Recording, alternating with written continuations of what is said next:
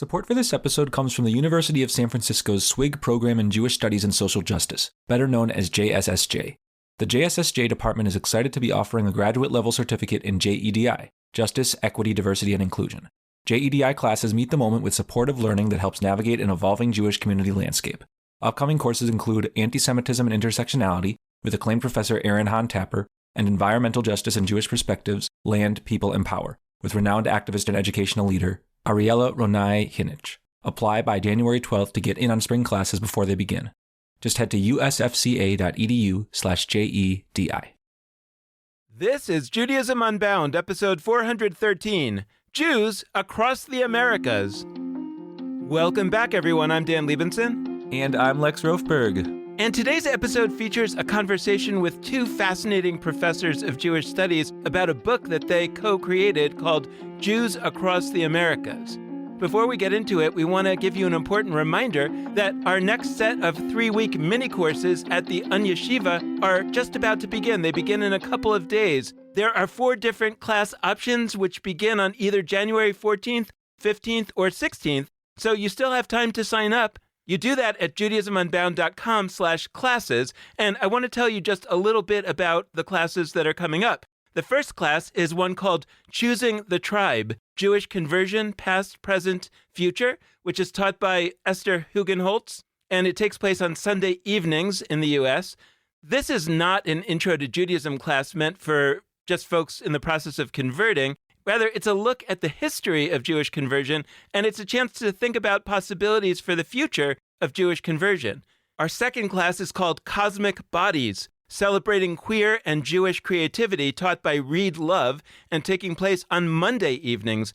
For more on that, check out our bonus episode released just a week ago that featured Reed Love. Third, we have a mini-course called Jewish and Buddhist, Pagan, Christian. Can you do that? Taught by past podcast guest Susan Katz-Miller. That's taught on Tuesdays during the day in the U.S. You can learn about Susan Katz-Miller and all of her wisdom by listening all the way back to episode 73 about her book, which is called Being Both. And we're so excited to have her back and now teaching with us. Finally, we have a class called Mishnah Unbound, taught by Lex Rofberg. So if you want some more Lex Rofberg in your life, that class is also taught on Tuesday evenings in the U.S. If you've ever heard the word Mishnah, but never really had the chance to look at what's in that formative text of Rabbinic Judaism, now's your chance. So for any of these classes, just head over to judaismunbound.com/classes, where you can register. And we always want to remind you that financial aid is available. So if the reason why you might not sign up for these classes is you think they're too expensive and you can't afford it, there's a really easy way on each of the registration pages to click a link and request financial aid, which we're very likely to approve. So don't hold back. If you need financial aid, please apply for it. And now let's get into our conversation with Laura Arnold Leibman and Adriana Brodsky, the co-editors of a new book called Jews Across the Americas, 1492 to the Present. Jews Across the Americas is a groundbreaking source book that captures the historical diversity and cultural breadth of American Jews across Latin America, the Caribbean, Canada, and the United States. A lot of these books feature just sources about Jews in the United States, so this captures the entirety of Jews in all of the Americas and looks at a lot of the primary documents as well as having scholarly interpretations. Jews Across the Americas builds upon new developments in Jewish studies. It engages with transnationalism, race, sexuality, and gender, and highlighting the lived experiences of those often left out of Jewish history. We'll get a lot more into that in our conversation today. And so we're thrilled to welcome the book's co-editors, Laura Leibman and Adriana Brodsky. Just a few words of introduction. Laura Arnold Leibman is the William R. Kennan Jr. Professor of English and Humanities at Reed College, and she is about to become Professor of Jewish American Studies in the Efron Center for the Study of America at Princeton University. Laura Leibman is Vice President of Program for the Association for Jewish Studies, and she is the author of The Art of the Jewish Family, A History of Women in Early New York in 5 Objects, a book that won the National Jewish Book Awards in 3 different categories. Laura Leibman has held visiting positions at Bard Graduate Center, Oxford University, the University of Utrecht, and the University of Panama. Our second guest, Adriana M. Brodsky, is professor of Latin American and Jewish history at St. Mary's College of Maryland. She is the author of a book called Sephardi, Jewish, Argentine, Creating Community and National Identity, 1880 to 1960. Adriana Brodsky has published on Sephardi food, schools, beauty contests, and Latin American Jewish history in general. She is currently finishing a manuscript on Argentine youth in Zionist movements between the 1940s and the 1970s. Adriana Brodsky is co-president of the Latin American Jewish Studies Association, LAJSA. The book they've put together is a tour de force, a collection of some amazing primary sources and commentary on them from a very wide range of scholars across the Americas. So we're excited to dive in. Laura Leibman, Adriana Brodsky, welcome to Judaism Unbound. It's so great to have you. Thanks for having us here. Yes, wonderful to be here.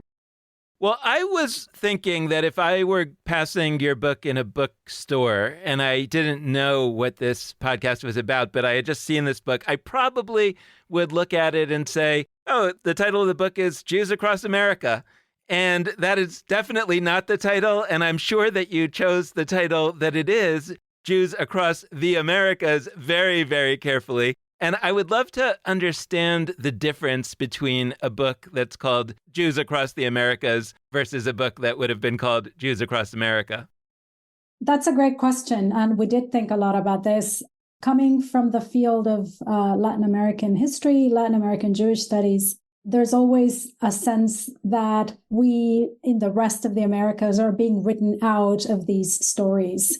That whenever the word America is utilized in connection with Jews or not, there is only a discussion of the United States. And so, in a sense, what we wanted to do with this book was to reclaim the Americas in its fullest expression. So not just the United States, not just North America, which is sometimes, what it comes to signify, but actually, both the continent and the Caribbean, so the islands as well, to think about the Americas as this hemisphere and not just as across the United States.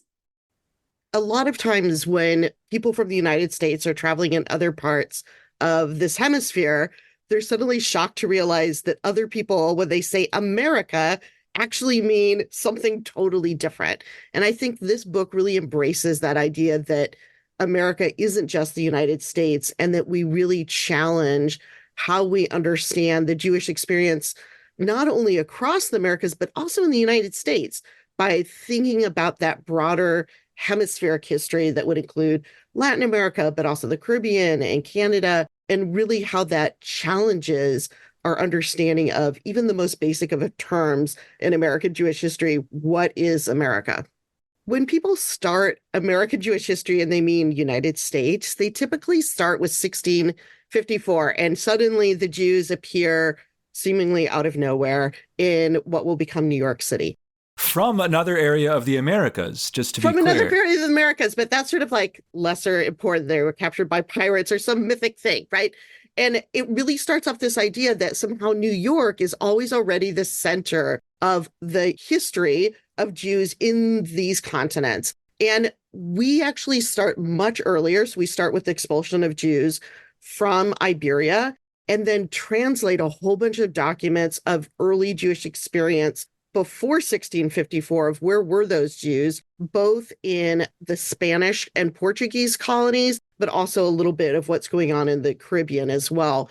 And for me, that's just this radical moment where it was very hard to do that kind of teaching before because those sources were kind of fragmented off in places and they were often untranslated. So for somebody to put together those materials for a course or an understanding of like, how did those early experiences impact what was happening in 1654, you really had to do a lot of work on your own. And you had to already know about that history. And really, people aren't trained that way typically. People are trained in these like one country ways.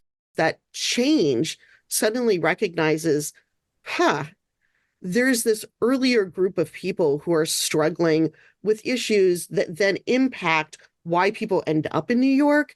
And honestly, even after 1654, the center of American Jewish history still doesn't move up to New York or to the United States until the 1820s. So you're basically impoverishing our sense of what are the people dealing with? Why are they coming to the United States by not looking at the people who, first of all, migrate there, but also people who migrate not only from Europe, but migrate from other locations, including Latin America and the Caribbean. Another example about why it is important to have this hemispheric gaze is that by thinking of America as the United States, we actually fail to see the ways in which Jews are utilizing similar or different strategies to adapt to this new land, to the political realities that they encounter, the various different ethnic groups that they encounter in the countries in which they settle. And so we begin to perhaps be better able at discussing the ways in which Jews as a whole are creating and adapting to the different places in which they settled. And so one of the things that we as editors did is think about what, for example, one type of source that somebody worked on in the United States, in what ways we could also bring a similar type of source or a similar type of issue in another part of the Americas. And so in a sense, we are covering for the reader as they delve into these chapters, the ways in which we see Jews acting similarly and when it is that they are not, and what can explain those differences. I'm actually flashing back to an episode we had. It's not on a super similar topic to this, but with David Walensky. And he was talking about, actually, really in left field. He was on this like Star Trek cruise in the Caribbean, and he went 2 years. And the reason he was bringing this up is because 1 year, one of the stops was Curacao, and all the Jews on this trip learned, oh, one of the oldest, or I think it's the oldest synagogue in the Caribbean is in I think it's the oldest existing still standing. There you go. So they stopped in Curacao and they had like a whole crew of Jewish Trekkies, which is to say Trekkies. Not all of them are, but a lot of them are, who like took over and like did a tour of the synagogue. And the tour guide said it was one of the biggest tours they'd done in a while. And he mentioned he's going soon on a second Star Trek cruise. And this time around, they're stopping, I think, in St. Thomas, which also has one of the oldest synagogue buildings in the Caribbean, both of which trace back as far, or I think farther in the Curacao case, than the oldest ones in the United States, which I think often surprises people because, again, the story that, I mean, most people have no story at all of American Jewish history. I think even, like, most people don't even know the date 1654, right? But, like, of the people that have any story of Jewish history in the Americas or American Jewish history, they tend to have a story that mostly revolves around, forget 1600s, forget even 1700s, like the late 1800s and beyond. It mostly revolves around Eastern European immigration to the United States, beginning in the 1880s, continuing into the early 20th century. And that's kind of to the extent that, you know, in a Sunday school classroom or in a Jewish community center or whatever, that you talk about American Jewish history, it's usually about that, which it's so much of a small subsection time-wise, geography-wise, everything-wise. And so what I'm kind of asking is, can you give us a window into sort of the distance between the story, the myth, the collective narrative that we tend to have? And obviously it's not always the same exact narrative in every place, but sort of the rough sketch a lot of us get about Jewish history in whether it's the United States or every once in a while beyond that in this hemisphere. What's the distance between that and the story that you're telling through these sources? I think for a lot of us, the story that we get has to do with the Great Migration that happens in the 1880s to the 1920s. For a lot of American Jews, that dates to when their own families might have come to the United States. And although there were both Sephardic and Ashkenazi immigrants coming in that wave, that was predominantly an Ashkenazi migration from Eastern Europe. And those people who came over ended up being the first people in American Jewish history who started writing histories. And so they wrote about that group of people predominantly.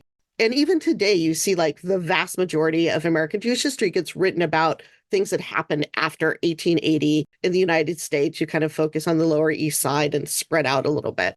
And really, by pushing backward in time, we're looking to see who was here before. And one big difference that happens is the early migration is more predominantly Sephardic. And so you start to see this longer history of the kind of balancing that happens between Sephardic and Ashkenazi Jews. The other huge difference is what we refer to in the book as a shifting centers. The central place of authority for Jews in the Americas shifts. So very early on, most Jews are in the Spanish colonies and are experiencing the Inquisition. Then the center shifts to the Caribbean, and it stays in the Caribbean until about the 1820s. And starting in the 1820s, you get this huge influx of Jews from Germany and from Germanic lands. Sometimes that will be the beginning of American U.S. Jewish history, but then we start seeing the shift more northern.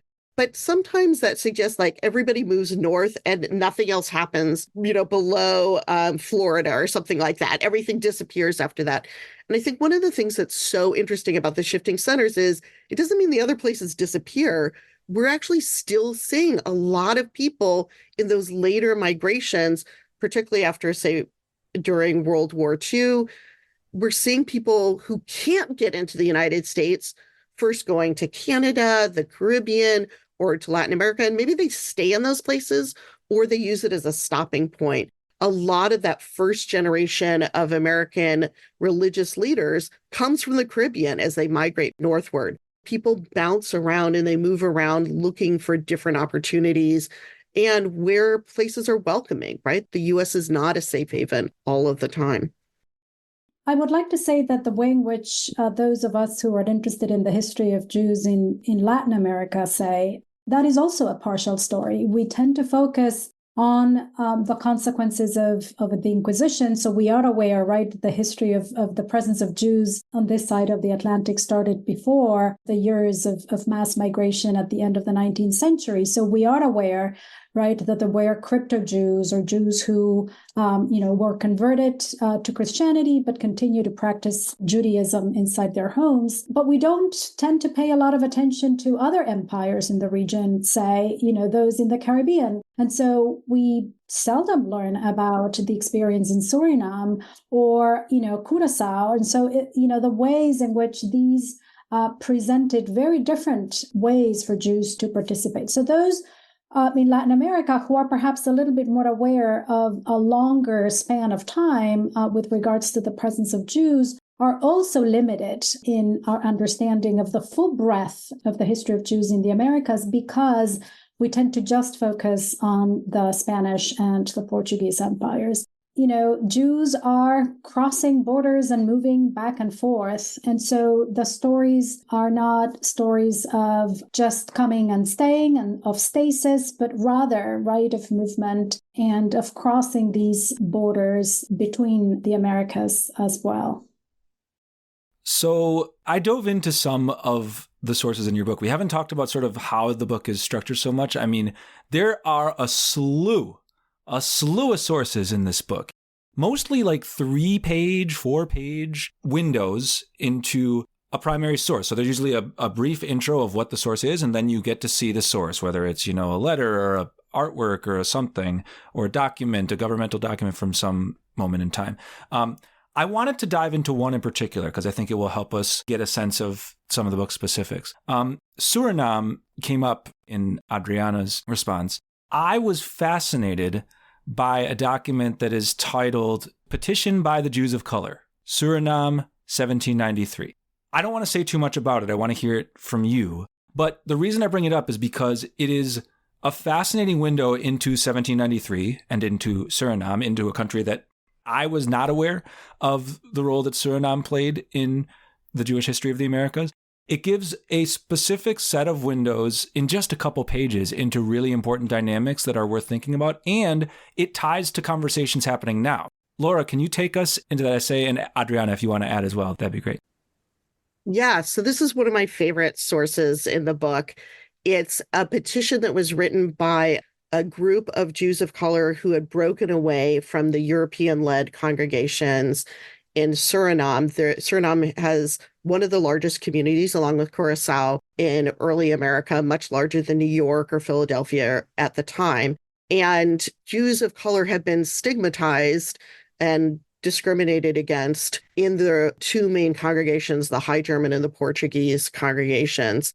And just to make this crystal clear, by the other Jews, by white the other Jews in those congregations. Yeah, totally. Yeah, so and Suriname has very distinct racial laws that are different from Barbados, are different from many parts of the early United States, where you could have African ancestors and not be considered a person of color. And so they create this second tier system in their communities in response to how race is being developed in the colony that's completely against Jewish law, but has to do with people who are considered people of color by the local government have a second-class status in those congregations. And so they break away, form their own brotherhood. They want to become a congregation, and they're actually prohibited from doing so by the European congregations.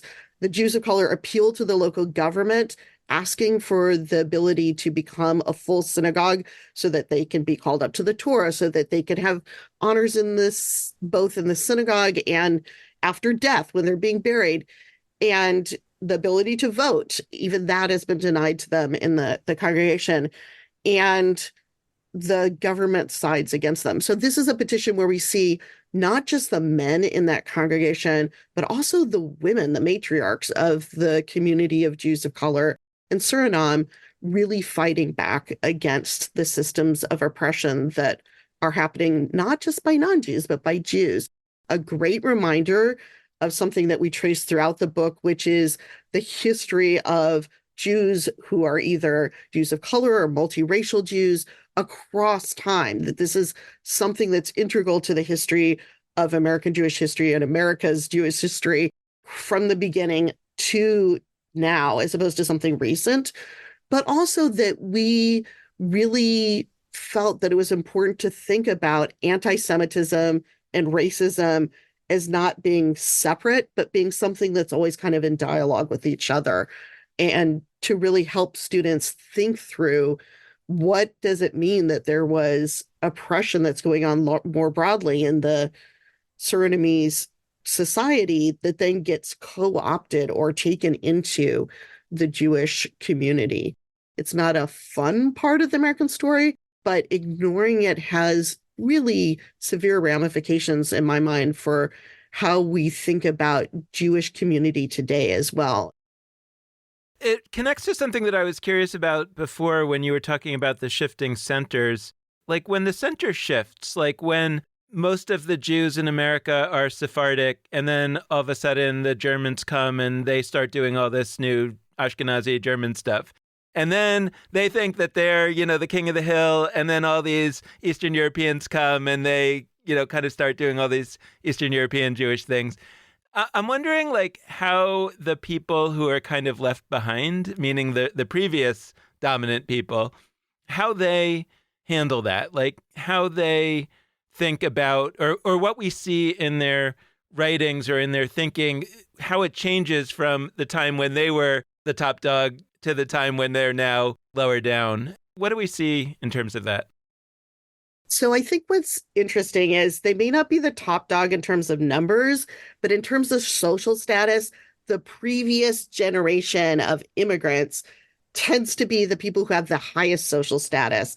So when we get the Eastern Europeans coming in, the German Jews are the people who are the high status Jews. When the German Jews come in, it's the Sephardi Jews from the earlier migration that really reign over the social scene. But I think this relates to the Surinamese example in that we have this migration. The Jews in Suriname don't stay in Suriname. When things collapse in the Caribbean in terms of the economy, they move north and they become part of northern communities, so that even the most famous leaders of early congregations in Philadelphia and New York, a lot of them have ties to Suriname and to other parts of the Caribbean or came from there directly. And we see the German Jews who are coming in interacting with that earlier generation of immigrants and trying to position themselves vis-a-vis those that older generation who are now more American than they are. And you have the recent immigrants coming in and sort of. You did air quotes around more American. Just I know you didn't mean that in an objective truth More, sense. yeah, air quotes around more American, right? Like this sort of idea that people who've been here longer are explaining to new Jewish immigrants or newer Jewish immigrants what it means to be an American Jew, how to fit into American society. Very commonly, the earlier immigrant groups will set up resources for the new immigrants that help them assimilate and help them get their feet on the ground, making money and getting jobs and going to school, but also, honestly, transmitting that idea of what a good American Jew would be. And I wanted to perhaps add, in modern Latin America, in many cases, the first to arrive were not the Ashkenazi Jews, but were those Jews from the Ottoman Empire who spoke Ladino, and which is the language that started being shaped in Spain prior to the expulsion in 1492, that then was developed and kept by these communities as they settled elsewhere in the Mediterranean. But they chose the Americas because of the possibility of, adapting better through the use of Ladino, which is very similar to Spanish. At least, they figured that they would be able to adapt better. And so in many areas of Latin America, those first, Jews that settled in the modern nations that had been created at the very beginning of the 19th century are Sephardim, who act as the hosts when these larger groups of Ashkenazi Jews who are leaving mostly Eastern Europe because of the pogroms in Russia mostly, when they arrive, the communities that are standing and have been shaped for a couple of decades are the Sephardim who are welcoming these Jews. And so, in a sense, just by opening our eyesight to these other spaces in which things, happened differently, we begin to complicate, right, the simple stories and, explain the diversity that exists in the continent. So when the original immigrants come to North America and to Latin America, South America, and all these places, they're Sephardim. And then at some point, Ashkenazim start to come. And like you're saying, those Sephardim are welcoming them, are the people who are in the higher positions in society. But at some point, that changes, right? And now we live in a time where most Jews, at least in North America, are Ashkenazi and don't have their eyes open to Sephardim, right? Don't appreciate that they were the first Jews in America and sort of have this, as we've called it many times, Ashkenormative version of Judaism. And I'm wondering about the experience of the Sephardim through that transition. That here are people that when the immigrants first came, they were in these high social positions and welcomed them and did all this work. But over time, somehow their position was lost, so much so that now they feel, there are many Sephardim today who consider themselves Jews of color and identify with the other Jews of color in America that are not given status within Ashkenazi Jewish communities. And I'm just curious about the path, how that happened, but also how the people felt as it was happening. In Latin America, the presence of Sephardi Jews was larger in general. The other part of the story is that in Latin America, there's a lot more Arabic speakers that come and settle. And so the numbers, in a sense, allowed them to afford maintaining their own communities. And so in a sense, the separation into, right, the synagogue for Sephardi Jews or the synagogue for the Jews from an Arabic-speaking country is going to allow these groups to retain and not necessarily be challenged or displaced by the Ashkenazim. In the overall communities that get created in order to represent the Jews, then, there are issues of, okay, yes, I don't like the fact that all the representatives of the Jewish community to the government of Argentina, say, are mostly Ashkenazi Jews. And so they begin to define strategies to have their voices included. And so what we see is, internal fights about, well, you guys are not the only Jews here in town. we are here and we want to have our voices represented. And so these internal issues are part and parcel of the construction, during the process of the construction of these Jewish communities. These Jewish communities are born out of these fights for truthful representation, which in Latin America, as I say, the demographics is a little bit different because there's a lot more Sephardim, and then also the Mizrahi Jews, right, or Jews from Arabic-speaking countries. Well, I have a question about your book, and I think it's also a question about history, which is, the bottom line is I'm curious for you to share with us some of your favorite sources from this book, some of the ones that you feel most excited about, most surprised by. More deeply, though, I'm also wondering, as academic historians, I would imagine that there's a professional historian mindset that says history is valuable simply because it's history. We should know everything that there is to know. And yet, I think that there's also a question, and maybe this goes to the utility of this book within the academy versus the utility or the way that this book might be used outside the academy. I think outside the academy, a lot of us want to say, tell me stories about history that deeply matter for the times in which we live. Are there stories here? Are there things that if we understood that X, Y, or Z happened in history, we would be able to construct a new narrative about what might happen in the future, in part because people can't tell you X thing is un-Jewish if actually it was the thing that a majority of Jews were doing 100 years ago. It's just that we forgot about it over the last century. Those tend to be some of the things that I'm most excited about. I think we as a podcast tend to be most excited about in terms of history is finding these things that happened in the past that kind of explode your sense of what is kosher or not, so to speak. And one of the things, that I noticed in your book and that we've had other books has to do with, for example, queerness, that this isn't some modern phenomenon that just happened in the 80s. This is something that Jews knew and were thinking about, that in some ways what's really important about that is it explodes the argument that, all of a sudden everything was great with Judaism and all of a sudden these queer folk came along and made all kinds of new problems and now we have to deal with them, which sometimes is a mindset that people seem to be saying implicitly or often even explicitly. And to say, no, this has always been part of Judaism and this has always been part of Judaism in America, in the Americas, would actually be helpful to reframe some of those kinds of conversations that tend to be the ones that people today are saying, oh, it's just you young, newfangled people that are causing problems for something that was working for 2,000 years in exactly the same way. Yeah, one of my favorite sources. So just so it's clear, there's a whole lot of people who contributed their sources. So we went out and there's over 70 people who wrote different chapters for this book about those different sources. And they kind of picked their favorite things that they love to use in the classroom or in their own work. Including many past guests who we'll shout out in the show notes. Yeah, perfect. Yeah. So one of my favorite sources comes from a scholar named Noam Sienna, who included the story of a person who came to New France, so what would become later Canada, from France, Iberia. And that person changed their gender presentation in different parts of their lives. And they were uncovered when they were in New France, not only as seemingly being biologically female, even though they were presenting as male, but also as being Jewish, even though they were presenting as being Christian.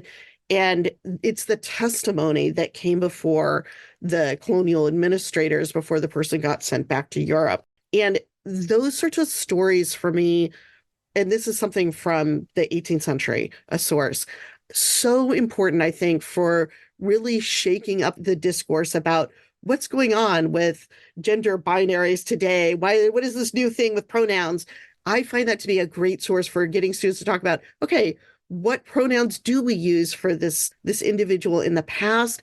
How does that reflect our understanding of the past? What pronouns are being used at that particular moment? So those sorts of interventions to me are so important. Another favorite source that I have is one that comes from much later and from Brazil, and is by Aaron and Cecilia Sturck. And it is a translation of recipes from the Amazon from early Moroccan immigrants to Brazil who settled in the Amazon, and you see them using Amazonian fish and plants and combining that with Moroccan foods that you would experience in other parts of the Americas from Moroccan Jewish immigrants. For me, that again is like one of those great moments of thinking about how Jews build resilience, right? We don't just become part of the Americas, but we're constantly also reaching back and bringing culture with us. And so it's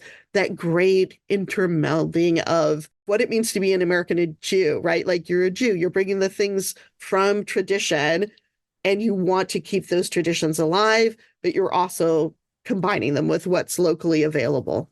Did they call that fish Hamazon or something, like Birkat Hamazon, because it was from the Amazon? Dan, you did it. Sadly, no. That would have been fantastic. See, that would be the way to say that it's always been a thing. These fish are from Sinai. That's why we have Birkat Hamazon, from the fish from the Amazon. So each of you, I think, in different ways has hinted in your answers today to something I want to explore deeper. You talked about how we seem to segment among historians, like you specialize in a country. And I'm really interested in diving deeper into that, mostly because I think totally, completely, like I and we do that as Judaism Unbound. Like I try not to be like the stereotypical American that thinks the world begins at California and ends at Maine. But I think I do fall into that trap sometimes.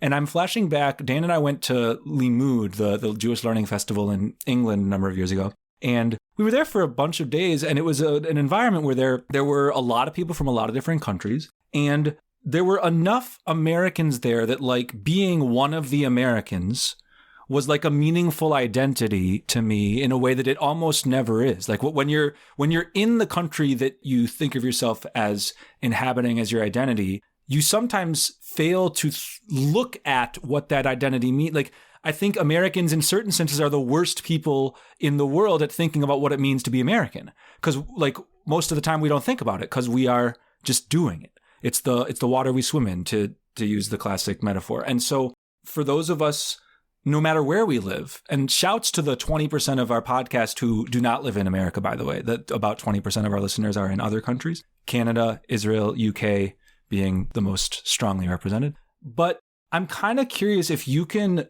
make the case. I don't think people will need to be heavily convinced, but like, can you articulate why is it so important for us to do that learning across different countries? Why might it be a problem that we structure our departments at universities as Brazilian studies here, American studies here, nation by nation or area by area, as opposed to really relishing what it might mean to be able to look at one's own cultural context, nationally or otherwise, and put it in conversation with others. Like your book is so passionate about doing that. You don't seem to have consecutive entries from the same country very much. You seem to jump, and that's great from my perspective. So like, how might we benefit if we pushed back against this country by country by country situation?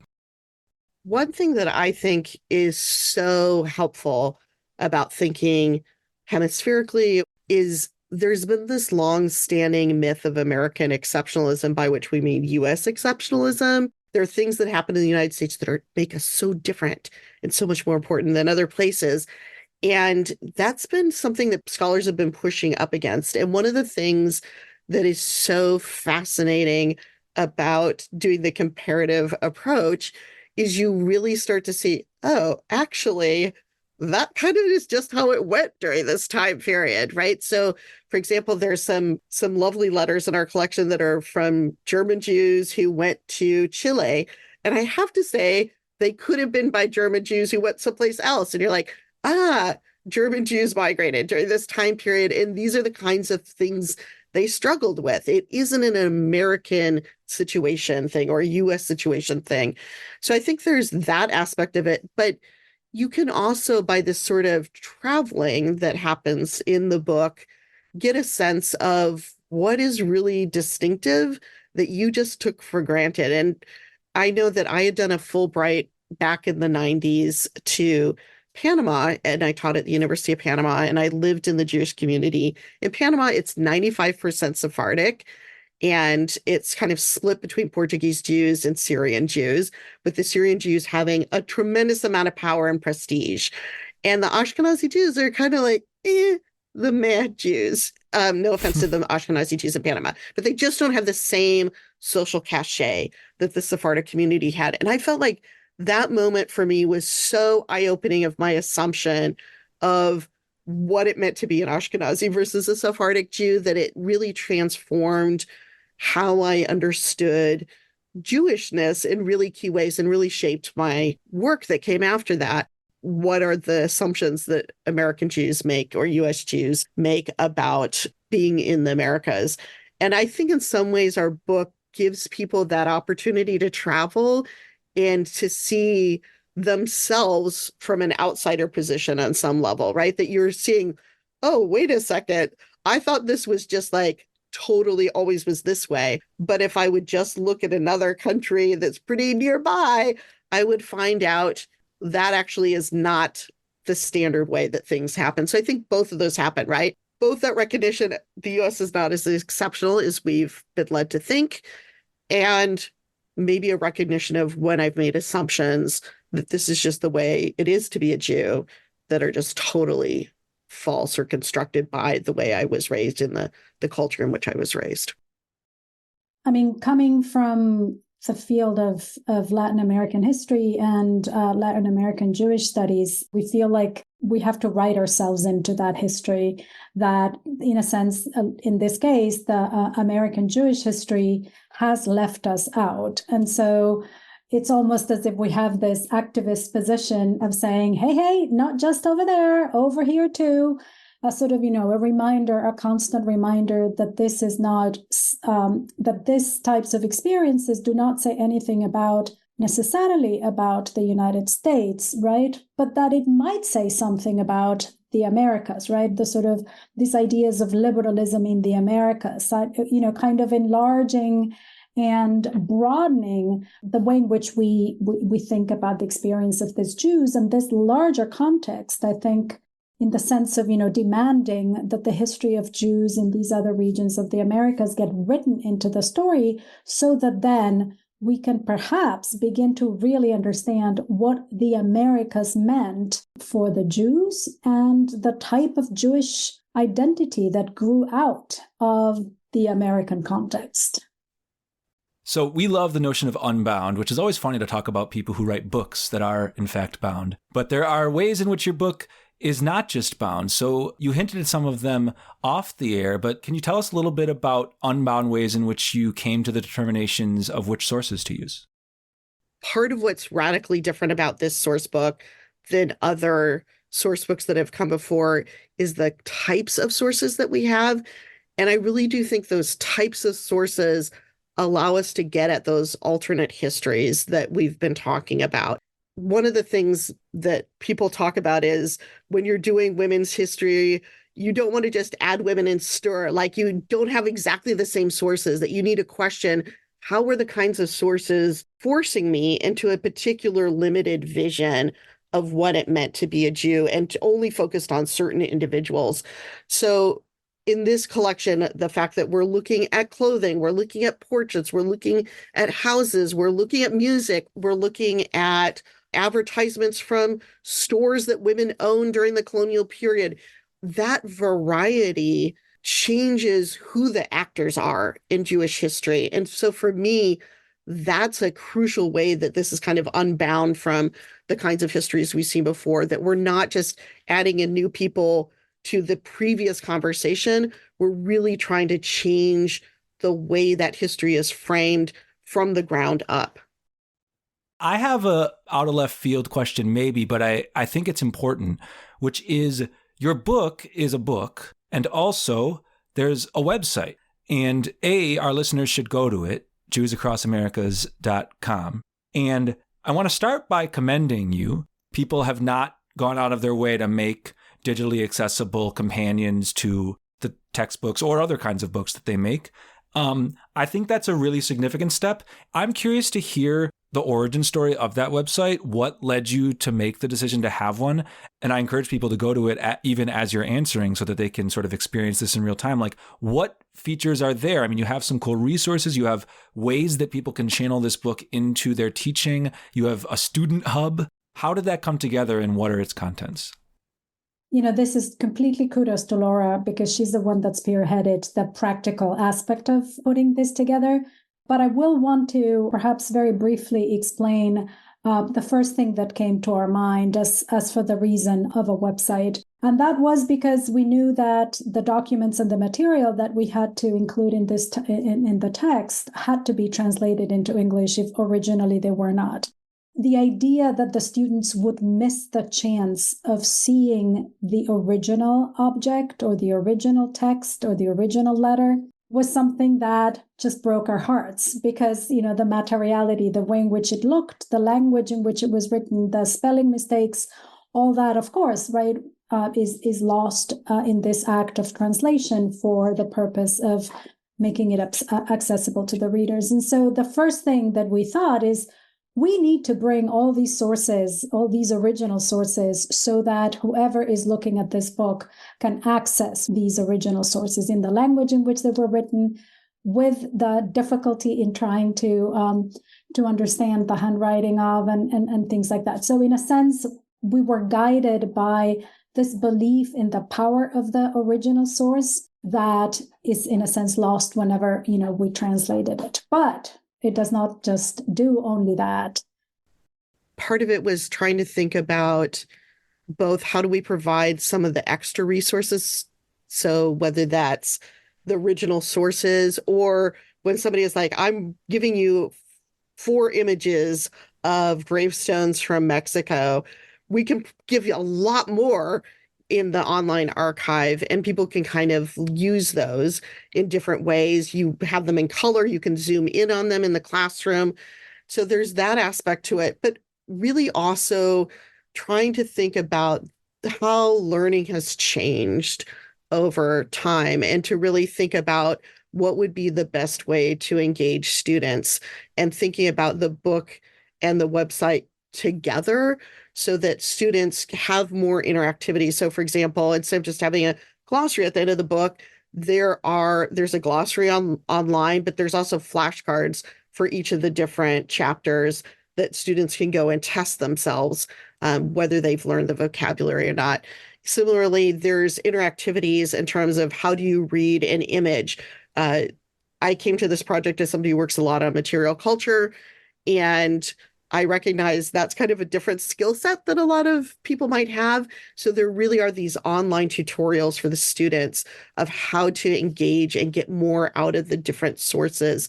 And because a lot of our sources are not just a text, but actually have this visual aspect to them or are 3-dimensional or whatnot, having that space where students can really interact with them more was important. So it's not, at least from my perspective, part of it was really thinking about how people learn and how people engage with sources and how can we make this not just a duplicate of what you could find in a book, but actually enhance the learning process for people. So I really do hope people will check it out. There's lots of just cool stuff that didn't make it into the book, as well as just enhanced versions of some of the things that are in the book.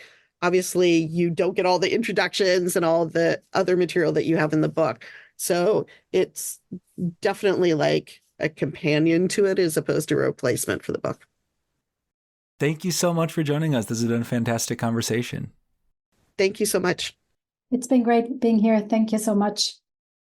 And thanks so much to all of you out there for listening. We hope you've enjoyed this conversation, and we hope that you'll tune in again in the future. We want to remind you as we close out, Dan mentioned it at the top, but don't forget, we've got some amazing mini courses in the Onion Yeshiva starting, and they're in just a couple days as this episode is released on Friday, January 12th. If you're listening after that, it may be that the last day to sign up before classes start is today. So head to judaismunbound.com/classes, sign up for one of our 4 awesome mini courses. They are some sensational options, and you can learn more at that link. There is financial aid available, and we encourage you to apply for it if you need it. Another note as we close the episode is that we really, really love hearing from you. So please send us your thoughts, your questions, your ideas, your visions. Any of that is welcome via any of the following ways of being in touch with us. So there's our Facebook, Twitter, and Instagram handles. All of those are at Judaism Unbound. There's our website, judaismunbound.com, where you can check out show notes for this episode, our other resources, all sorts of good stuff there.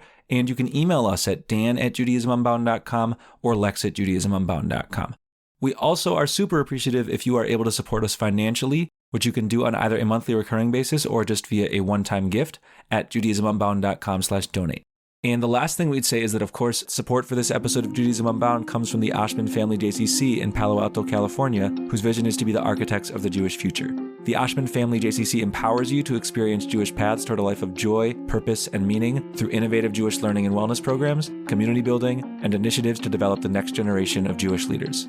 Learn more at www.paloaltojcc.org. And with that, this has been Judaism Unbound.